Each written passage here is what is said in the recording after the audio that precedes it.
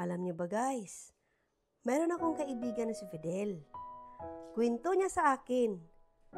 Alam mo Neng, dahil sa takot kong maubusan ng pagkain noon, nagtago ako ng tuyo sa puno para kahit wala na kaming makain sa bahay or maulam sa bahay, may madudukot pa rin ako. Hindi naman ako proud sa ginawa kong yun, pero hindi ko gid malipatan ang sobrang kahirap-hirap ng bubuhay namin noon.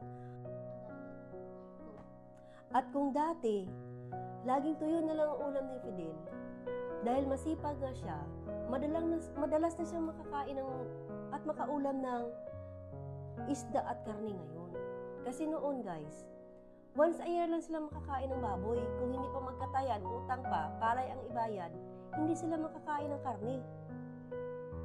Kaya dapat, sumikap tayo kahit anong hirap ng buhay, sipag at tiyaga lang para makakain din tayo ng masarap.